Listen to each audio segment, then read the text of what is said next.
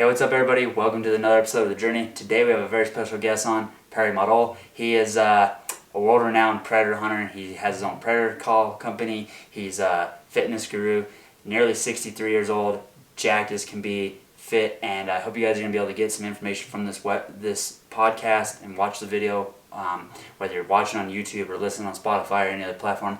Hope it brings you guys some value. Hope you learn something, and I hope it gets you moving towards accomplishing your goals and dreams. Enjoy. Well, so let's, we got everything recording here, Perry. Let's have you kind of just introduce yourself a little, and then we'll kind of go from there. Okay. My name's Perry Madl. I live in Kansas City. Almost 63 years old. Still jacked as ever?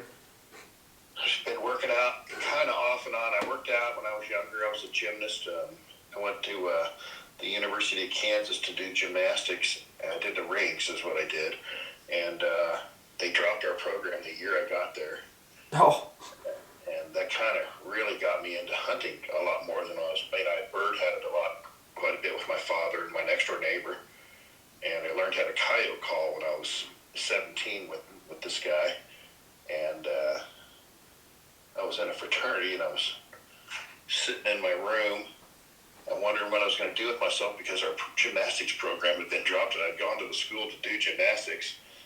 So it was the University of Kansas, and I read this book by a guy named Rick something anyway. It's called Calling All Coyotes. And the guy had quit his job, and back then, it was 1979, coyotes were worth about $35 a piece.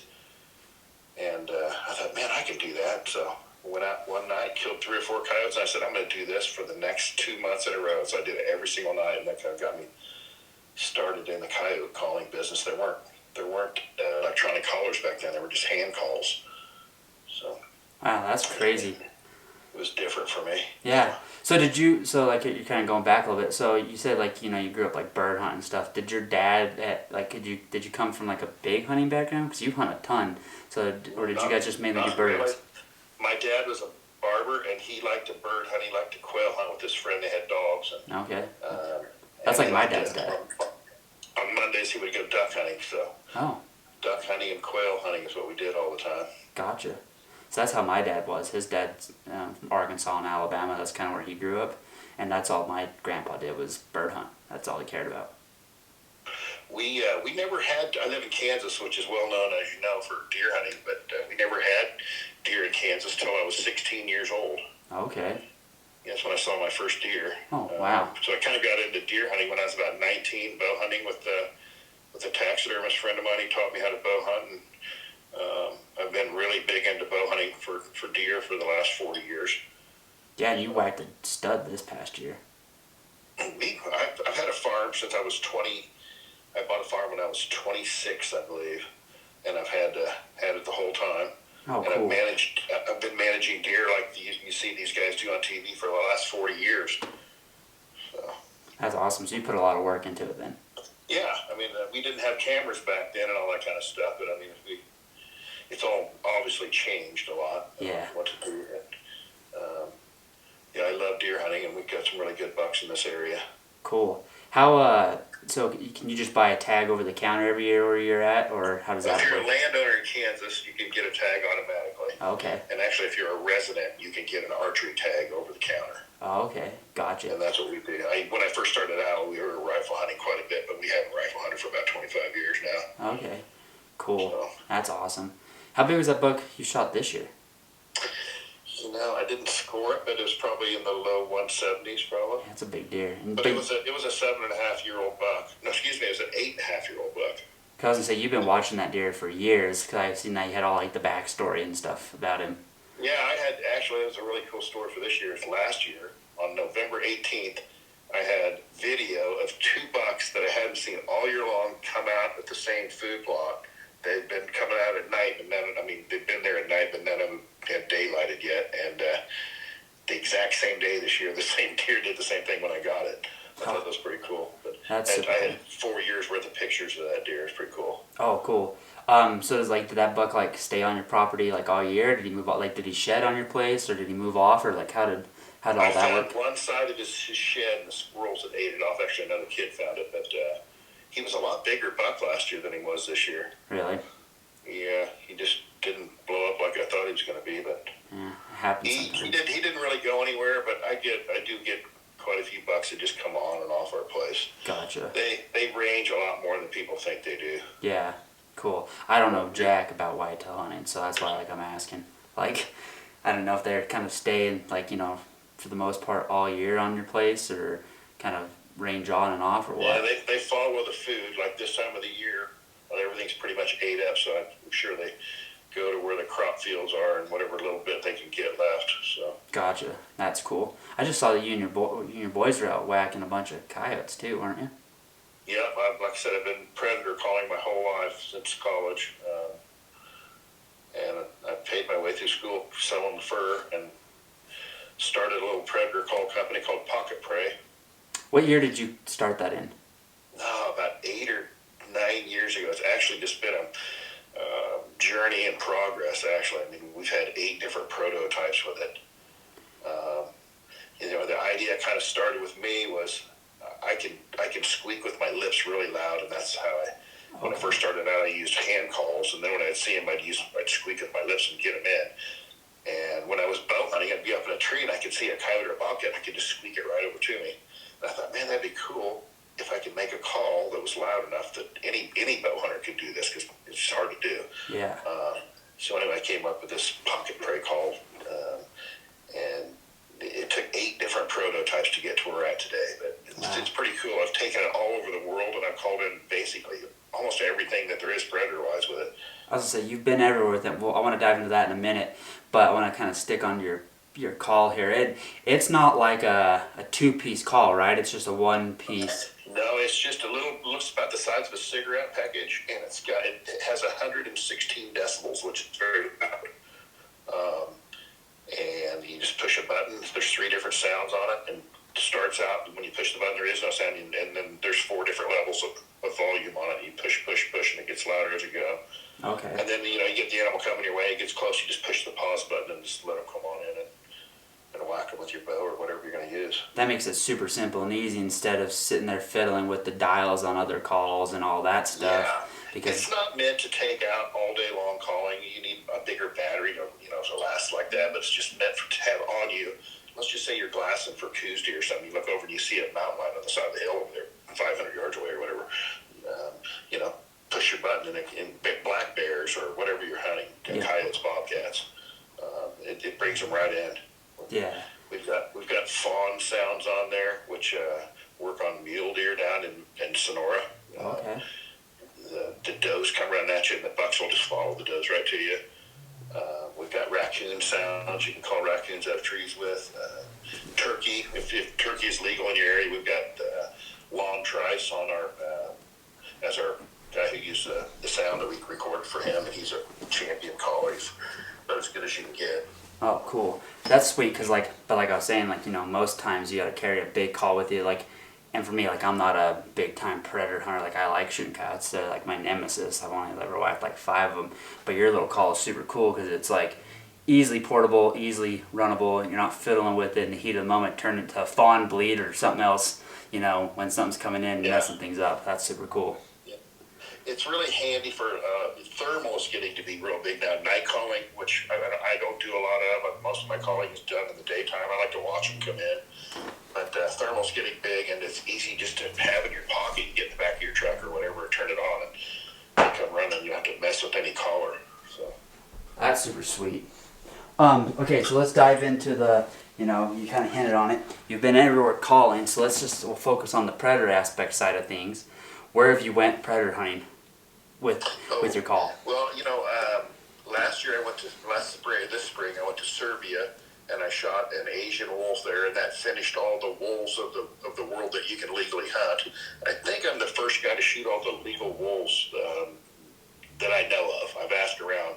I don't know anybody shot all of them, but I've shot wolves in Tajikistan and Mongolia and Serbia and Canada and Alaska. Wow. I think those are all of them that you can get. Yeah, I would assume so. And to me, I don't know very many people that have done the extent of wolf hunting as you have. Like, I don't know Most anyone. people that shoot a wolf just see, and a lot of my wolves too were done that way. I'd been sheep hunting or whatever, and I'd see a wolf and shoot it. I wasn't actually there to. I didn't start off trying to kill the slam of wolves or anything. My first sheep hunt I took, I was 26 years old up in the Wrangell Mountains, and I shot a wolf on it. And I think I was more excited about shooting a wolf than I was the Dall sheep, because I coyote hunted, for all through college, and I shot this wolf, and it was just like, man, it was a dream of mine to shoot a wolf. Yeah, that's super exciting. I've never shot one. And then kept going from there. That's super sweet. No, that's cool. So you've been pretty much everywhere with your pocket prey, doing the wolves, and then we just kind of hinted at the beginning, you went to Africa for like 30 days last year and took it? 32 days we were there. 32 days. I've been waiting for some tags that are kind of hard to get in Africa. An aardwolf. Oh, yeah. A bad-eared fox. I've been asking around, but you couldn't bring those back. We did finally get some permits for them to bring them back. Oh, that's cool. And we called serval, caracals, jackal, aardwolf, civet cat, honey badger, South African wildcat, all those kind of things that you said you were going to go after. It's fun at night to do that over there. Yeah, that's super sweet. Sorry, my dog was snoring, so I had to get up and wake him up because he keeps snoring. I didn't want to get him snoring on the video. But, so when you went over there, and obviously, 31's a long time, did you do, obviously you're I see you as, the best predator guy now. I shot a buffalo over there with my double. I got a new double rifle, and I wanted to shoot a buffalo, so I went over there. I hunted on a place that I'd been rhino. We darted a rhino on 25 years earlier. Oh, wow, that's kind of cool to be able to go back and do all that. The guy that owned the ranch, he was the head of a big IT company, and he way back when started buying all these world record animals to put on his ranch that he had. This place was huge. He had 7 mountain ranges in it was in the northern Limpopo area. Okay. His family owned all these big ranches, and he put buffalo and sable and rhino and all these things. You got to remember that buffalo and sable 25 years ago in South Africa were not popular back then. No. They had to bring them all in. And it was very expensive to shoot those animals back then. Now the price of everything's gone down because there's so many of them. Yeah. But back in the day, it was a big deal to shoot a buffalo or a sable in South Africa. Yeah, oh, for sure. Like you said, they were pretty much, non-existent for the most part, and so the people that did have them had a high price on them. So yeah. And this guy, I think he had a 50-inch buffalo, 20 years ago, which was huge back then. All these big buffalo, the numbers of everything obviously get bigger all the time because people are breeding them. But back then, that was a huge one. Yeah, no, for sure. Like you said, 20 years ago, that'd have been giant bull. So Probably now, 25 or 30 years ago, anyway. okay. So I want to dive into a story that we've talked about a bunch over Instagram. It's your Congo experience. You've been twice. You went twice last year. So let's dive into the Congo experience. I want to hear it because I haven't talked to you personally besides on Instagram about it, but I want to hear the story. I know how the forest is, and you went back to back pretty much. And when I left the forest, I told myself I would never go back because I hated it so bad. But today I'd go. I tell myself, okay, you'd go now. But when I left the forest of Cameroon, I did not want to go back. But you went months apart, back to back. So let's hear this. Okay, so last year, a bongo has been on my hit list my whole life. I've always wanted to shoot a bongo, and there are a few other big bucket list animals, but I retired about 2 years ago, and I thought, well, I'm going to finally go on this bongo hunt, and I did a little research, and I heard that the bongo in the Congo were a little bit bigger body-wise and maybe horn-wise than in Cameroon. So got talked into going there and did some research to go with, and the guy that I went with had a very good success rate, but we got over there, and you know how it is. It's what is it? 8 days to get there and get home, just to get there and get back. Yeah. 4 days there and 4 days back, and when you get there, you have I don't know how long a drive you had, but we had a 14-hour drive after traveling for 2 days. Oh, that's rough. We only had a 5. And yeah, there's just this guy had a huge area. There's hundreds of miles, but only two roads. The logging companies, they're the only thing that keep their roads open over there. And if they don't go down one of those roads in a month, I mean, it just grows up and you can't drive down the road anymore. Yeah. But we just had bad luck. I mean, I can't put my finger on anything. We just the first trip it was a 14-day hunt. We extended it for another 3 or 4 days. We were chasing a bongo, and we got up on it, and I mean, it's going to happen. And the lead dog got killed, kicked by the bongo, and the other dogs would not keep it at bay. And it's just one of those deals. We couldn't get it, and it was the last day, and it was tough. Wow, dang. So the guy said, "Hey, come back," and I'm like, "Okay, I'm not going to give up on this." And I was like, "You, the jungle is. If you've never been there before, and not many people have." It's almost like a sheep hunt. I mean, but instead of being high up in the mountains and cold and wet, it's the opposite. You're hot and sweaty, and it's dark. Mm-hmm. You don't see any animals the whole time you're there. I don't know if you did or not, but I didn't see hardly anything the whole time I was there. I mean, you see tracks, but you just don't see many animals. Yeah, we saw a bunch of like little dikers, but they're all females, and we'd see like when I say a bunch, it would be like 1 a day, 2 a day. You know what I mean? 1 animal a day, which is quite different than when you go to Africa and you see 200 animals a day. Exactly. So, whether you're in Tanzania, Zambia, anywhere you go besides Cameroon or Congo, you see a ton. Or even the savannas of the Cameroon, you see a ton. But the forest is rough. And I assume you were probably calling your dikers too, weren't you? Yeah, so we would see a few driving down the road. That's how we saw them, was driving down the road. And then we tried to call them.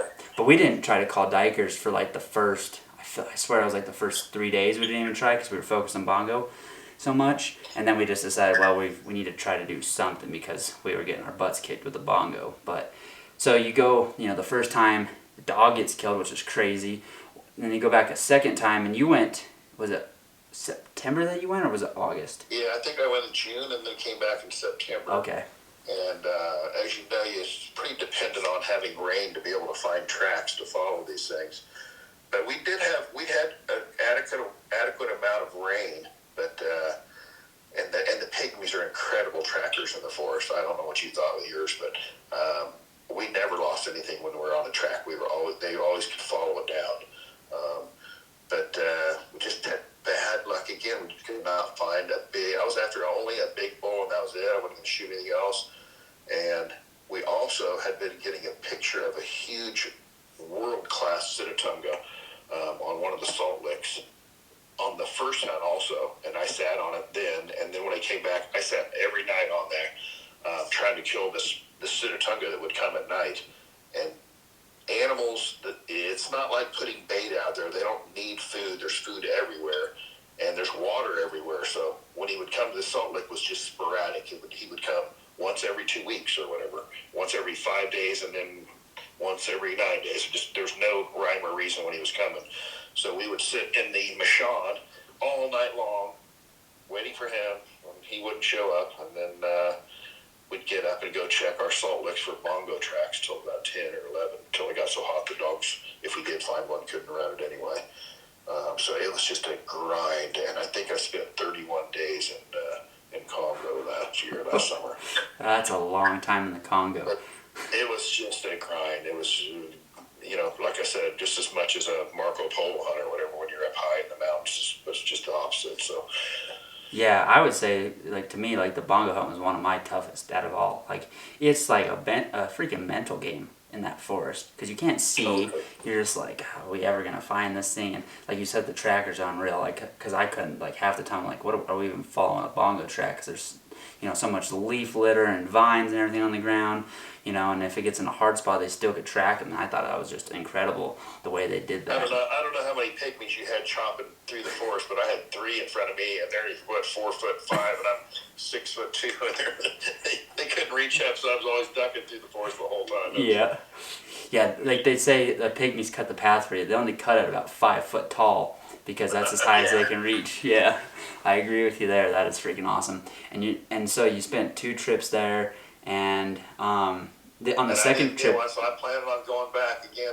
I don't know who with, but planning on going back and trying to get one. It's a goal of mine to get a bongo, really a cool animal. Oh, they're probably the coolest. So on the second trip, did you guys ever get on the bull you were looking for at all? Like have any? So on the second trip, the first day we got on a big bull track, and our guide said it was the biggest one he'd seen in 2 years track-wise. Oh, and wow. we're on it, and we're following it, and we jumped the bull in front of us. We saw it get it, but the dogs did not run it and bay it. They just did nothing. It was heartbreaking for me. It was really a dog problem on the second hunt because they didn't really replace the dog that got killed from our first hunt with one that was adequate. I mean, they didn't know. So, to me, it was a dog problem. So that was kind of a time. And you can't go shoot mountain lions or raccoons with dogs if the dogs don't tree them. So no. It's one of those things. If your dog ain't working, it's tough. Yeah, exactly. And that's kind of what happened to me on my bongo hunt. Is the first 3 bongos that we actually got in on, the dogs, like one dog would actually like somewhat attempt, and the other ones just stood there. And then that bongo, like they just, one little dog might bay them, but if there's not the pack's not working like that, the one day we bumped one bongo twice, and both times the bongo just kept running. Like he didn't even, like none of the dogs even tried. So I get the pain there. It was getting disheartening. And I think the older those bongos are, those pygmies all have dogs. They hunt with them every day. That's how they eat. They're the biggest poachers out of all of them. Yeah, and I think those bongos just learn that they can just keep on going, and they don't bay. Some of them, I don't think. I don't know what your opinion is, but I agree. I think they get smart. They're tough, and so. Especially if a younger bull gets bayed a few times when he's really young, and then I think he just gets educated. It's like calling coyotes, Right. Exactly. I've educated a shit ton of them. I've never called one in, but I've educated a shit ton of them. Exactly. Cool. So, the Congo, you've done all sorts of cool stuff. I want to talk on it's kind of a separate subject here about fitness, because anyone that follows you knows you are jacked. You are constantly putting in the work. You're jacked. You said you're 6'3". Are you 6'3"? I'm almost 63. And I've been working out. Like I said, I was a gymnast in college. I did the rings, and when they dropped our program, I started working out with my cousin, who was a big bodybuilder. He was Mr. Kansas for 3 years in a row, and Mr. Mid USA. And our other partner that we had in our gym, his name was Phil Williams, and he was actually Mr. America the year we worked out with him. It was really cool. Oh, cool. So I got to see what those guys did as far as their workouts and their eating patterns and just everything. So I just learned it. I was in one contest when I was 23. I got second in the Mr. Kansas City contest, and the guy that beat me won the Mr. Iowa state that year. But it was tough, and the dieting part of it, I hated it. I said, I'm never doing this again. But I knew the actual workout part of it and what to do. And I kept working out. I started my business, and I had a big family. I had 4 boys, and so I didn't really start working out heavy again until my boys were old enough to start wrestling, and I helped them work out and get into shape and do all that kind of stuff. Gotcha, because they did really good at wrestling too, right? You sent me some pictures. They were really good at wrestling. The boys wrestling. did really good. Yeah, they did. My one son, Parker, has the state pin record for Kansas. He wrestled for Oklahoma. And the other 2, the twins, they went to Central Missouri State. And my youngest was also a state champion. So. Oh, wow. But it was fun. Fit family. I did that for 16 years. But I love working out. I had a big scare with my life, actually. About 11 years ago, I had a mass in my brain, and they told me it was inoperable and that I had a year to live. And it was like, life-altering for me. And I hadn't really been working out a lot. But, thank God I got my situation straightened out. I got operated on by the #1 surgeon in the world, and they took this mass out of my brain, and I told myself, I survived this. I'm going to keep myself in good shape. I attributed surviving all the stuff I went through just because I was in shape. Mm-hmm. And I haven't taken it lightly. I work out every day. I mean, I work out religiously every day. And I eat well. I don't drink, I don't smoke, I don't do any of that kind of stuff. So That's sweet. Yeah, I was gonna say, because I mean, like you said, you're almost 63 and you're jacked. Like how tall are you, and what do you like? What's your body? I mean, I think I'm like almost 6'2", but I weigh about 220. And yeah, and for everyone that's just listening or doesn't follow Perry, he is solid. He's not like, there's no fat. This dude is jacked. Like, he's legit. You know, like, there's not many guys his age that look like he does. And I think it's super cool because you're always telling me certain tips and, you know, giving me some advice on it too, which I really appreciate. Because I started to try to get to my fitness kind of journey of things. And so I appreciate it. I love mentoring young kids. Like I said, I felt blessed that I got to work out with the people I did when I was younger and see what they actually did to, you know, to work out, get themselves in shape. And it's not really changed that much in the last 40 years as far as, you know, working out and building your body. I mean, it's all the same pretty much, right? Like, you just make sure you lift weight and eat good. You go back to Arnold Schwarzenegger days, and those guys pretty much do the same thing. I mean, what I do is I work one body part a day, and I don't work out on Sundays, but, you know, so I'll do Monday chest, Tuesday legs, Wednesday back, Thursday triceps, Friday biceps, and Saturday shoulders, and then rest on Sunday. And then back again on Monday. 45 minutes a day, you know, hard, and I worked a muscle failure, and just follow a basic routine of eating wise, which is, you know, try to eat 1 gram of protein per pound of body weight a day, and I don't try to eat no sugar, no processed food, like, you know, things that have a mile long list on the label. I just don't eat it. Yep. But you know, it's just I like helping people out if I can. That's cool. So essentially, since, you know, kind of on this topic, how is that like as we talked about the forest being grueling, sheep hunts being grueling, how is, like, you know, obviously with getting older, a lot of people find it harder to do these hunts, you know, because their physical health goes down and whatnot. How do you, like, you know, you're super fit, like, how do you think that's helped your hunting wise? Have you enjoyed your hunts more? Immensely. I mean, you couldn't go, you know, you can't go in the jungle for 31 days, and if you're not in shape, you just aren't going to make it. Yeah. You know, and sheep hunting, you know, I've actually been on a sheep hunt before where a guy just, you know, paid all this money for it, and he looked at me and he goes, "Can you kill my sheep for me?" I said, "Well, no, I'm going to get mine." It's like, you know, when I first joined Safari Club, I was 21 years old, and I was at a table, and I remember this vividly. The guy says, "You know, son, you need to do all this hunting while you can, because, you know, I'm at this age now, I'm retired, and I can't physically climb the mountain now." And I'm like, you know, when you're younger, you think, yeah, sure, whatever, but when you get there, you realize that guy was right. Yeah. You know, so.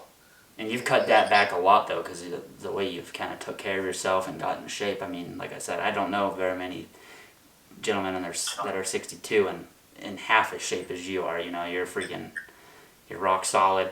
And so, like, with that, I mean, because like you said, you had a guy literally to tell you to shoot a sheep for you. I was on a hunt once, and I was in camp. We were swapping. It was on my dog sheep hunt. We were swapping out, and some moose hunters came in, and literally a guy came in, and this dude was fairly heavy, and he hunted on horseback one day for his moose and went home the next day because he couldn't do it, couldn't take it. And they were hunting on horseback. It wasn't like a big physical thing, but it's like. I had a close friend.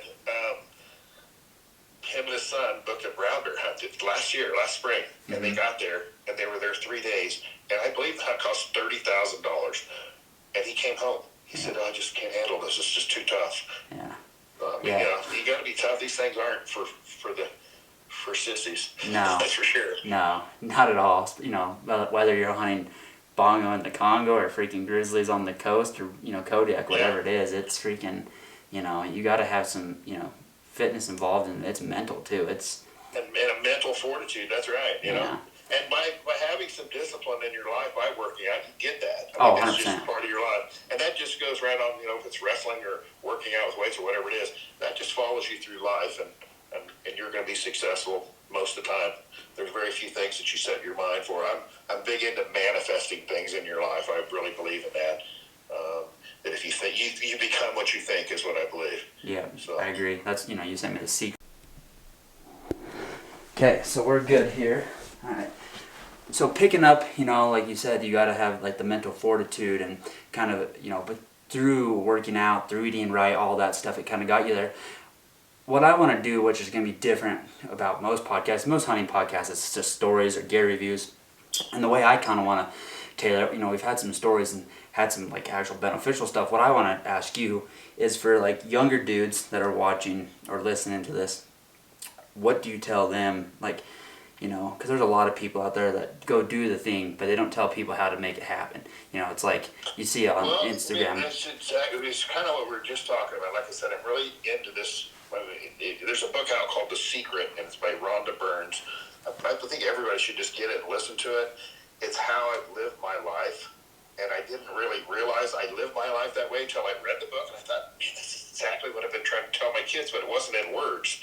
So I read it, and it's about the 9 or 10 top thinkers of the world and in history of mankind, and they all pretty much believe the same thing. It's about the power of positive thinking, and I just totally, you can do and go, everybody looks at me and goes, oh, I can't believe you spent all this money and all this. I'm just an average working guy, and I made good money my whole life, but I just took one step at a time. I said, okay, I'm going to go shoot a mountain lion, and I would work hard all year to go make that money. Then I'd do a little research and go do that. And then, at 40 years later, you've got all the animals that you want on your list.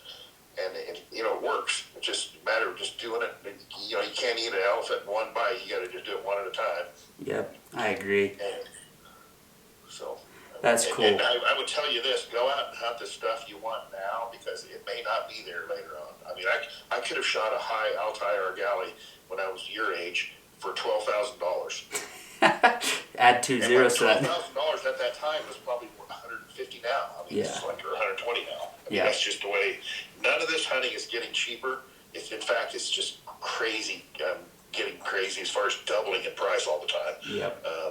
So do whatever you can afford now. I'd say do the expensive stuff now, because that's going to get way more expensive later than the other stuff. Your white-tailed deer and your coyotes and all that other stuff is always going to be here. Yep. But the other stuff, I'd plan it and don't think that you can't do it, but because you can do it. I never thought I'd go on a Marco Polo sheep hunt, ever. I thought I'll never be able to afford that. But I just, committed to it and started putting some money down and saved and went and did it. Yeah, I agree, because, looking like at the cost of hunts now, it's ridiculous. Like, and we have a mutual friend, Justin. We were talking, and it's just like it's getting ridiculous, especially these Argali hunts and your stone sheep. The stone sheep have went up double since I did one in 2017. So I've been on 2 stone sheep hunts, and my first one was $7,500 for the hunt. And I got a grizzly bear, a moose, and a caribou for a trophy fee. And the trophy fee was like $1,500 for those kind of things. It was like nothing. Yeah. And now a stone sheep, I heard, they're going for $125,000 now. Yeah, that's ridiculous. Yeah. Crazy. That's almost 2 times what I paid for. I paid like $46 for mine in 2017. Like. Yeah, and then stone sheep. I don't know.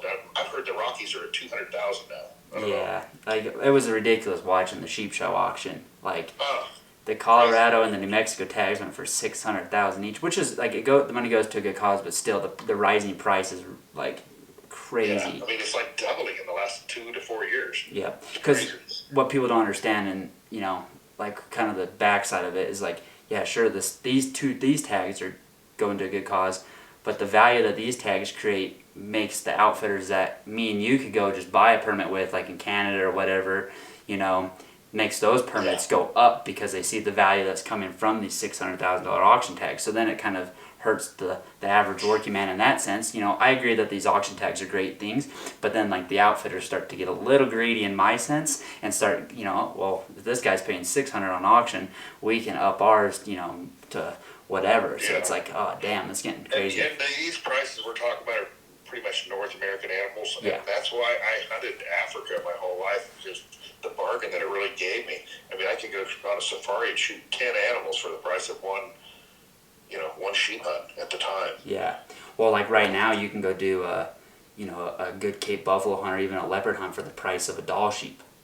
Plus, and on that leopard hunt, you're going to shoot bait, so you're going to shoot other species, and it's crazy. Like, Dall sheep have went out the roof. They're like 30 to 35 for a lot of them now, and it's just it's crazy. That's the cheapest sheep you can go on, besides an oddhead or whatever. But yeah, exactly. It's just crazy for the price of these things. And like I said, I started hunting Africa when I think I was 26 when I went on my first African safari. A guy named Wayne Grant came over to my house. He just got out of the army in Rhodesia, which became Zimbabwe, and he knew I liked to hunt. I helped him book hunts. That's how I could afford to. Oh, that's cool. To go with him, and he has a book out now called In the Salt. He's a big leopard hunter. Yeah. I don't know if you ever heard of Wade. Yeah, yeah. Anyway, that's how I got started. I did that for about 10 years with him, and then I booked for some other guys in Africa. I've been to Africa like 19 times, I think. Oh, that's so sweet. I love Africa. I love Africa. It's just an awesome place to go. And, it's for the money. Yeah. North America is expensive for what you get. So. Oh, 100%. Whether it's even a mule deer hunt out here in Wyoming or whatever, the experience that you get going to Africa for $15,000 is 4 times the experience you get on any of these lower 48 hunts. You know what I mean? It's just.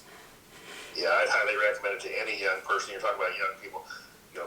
Book a hunt to Africa, even South Africa, wherever you can afford. Book it, and you will never regret that. Yeah, I agree. It'll be the coolest thing you ever did in your life. That's what I tell the young kids. I agree. What has been your favorite Africa safari? Oh, I tell you, I think for the money, I've been to Tanzania and Zambia. I think for the money, I think Zambia is the best place to go for the money. Actually, for the overall experience, Zimbabwe, I've been 7 times to Zimbabwe. Okay.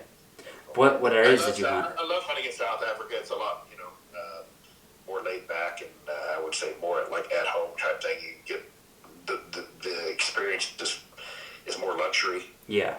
And it's fun. It's a lot cheaper, but the non-high fence stuff is what I like going to. Yeah, And that's why I like Zimbabwe, because you can do that at a lower rate. Mm-hmm. Yeah, it's probably the most affordable, big mass free range areas. Yeah, like buffalo and all that kind of leopard, all that kind of stuff. Yeah, I agree with you there. That's sweet. What areas did you hunt in Zimbabwe? I've hunted everywhere in Zimbabwe. Cool. I think all around. I went 7 different times,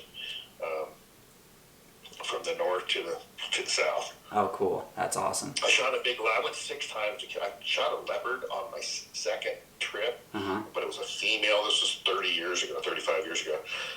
And I also wanted to get a big male. It took me 6 tries to get a big male. Oh, wow. That's cool.